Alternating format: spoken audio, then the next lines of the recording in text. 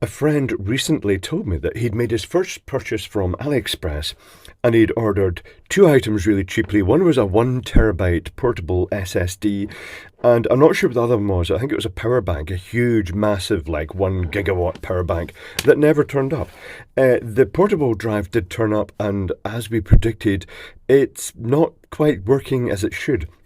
There's lots of these on the internet that are just basically, they put quoted figures of massive capacities, but they're all largely fake.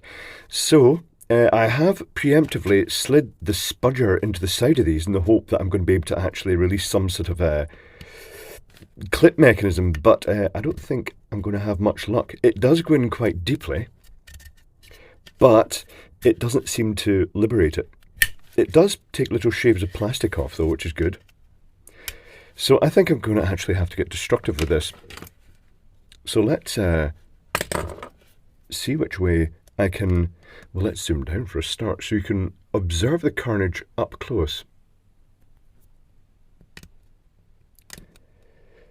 The majority of these I've come across in the past have a little carrier circuit board.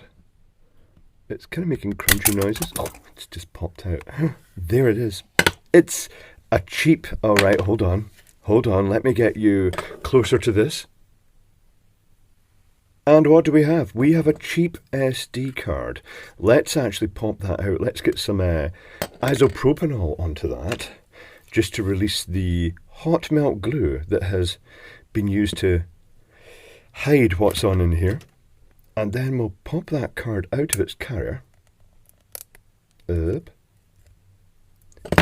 Is it just going to slide out? Yes, it is just going to slide out. Is it printed with anything? Oh, it is printed with something. Hold on. Let's see if we can even read that.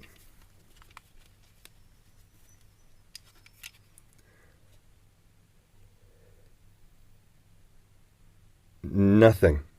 Nothing of use on that. I can see it immediately. Right, tell you what, I shall explore this card a bit further. One moment, please. And explore. So the little SD card that I removed, it was glued in, has a capacity of 50 gigabyte, and I didn't even know they made 50 gigabyte cards. I thought it was basically 32 gigs, 64, 128 sort of binary steps, but apparently they have valid 50 gigabyte and 100 gigabyte cards as well, and it does make me wonder, is that just, say for instance, a 64 gigabyte card with errors on it that they've rewritten at the factory to make it look like just a smaller card, or is it a valid standard size? But anyway, I tested it, and it did come out as a valid 50 gigabyte card. Nothing too fancy, but it was still a working 50 gigabyte card. The circuit board itself, the irony that a company selling scam products and designing a circuit board for those scam products has erased the number of the chip, or done their best to do so. It is actually a bit hard to read. But it's just strange that they don't like the idea of fraud themselves, of people stealing their stuff, and yet they're defrauding other people out of stuff. I'll give you a good zoom up on that.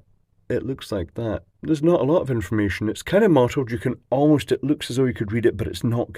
They've dug deep enough that it's a bit garbled, quite hard to read. But some of you might recognise it. The logo looks as a sort of G-ish type shape. But anyway, let's take a look at the housing, because it's quite amusing in its own right.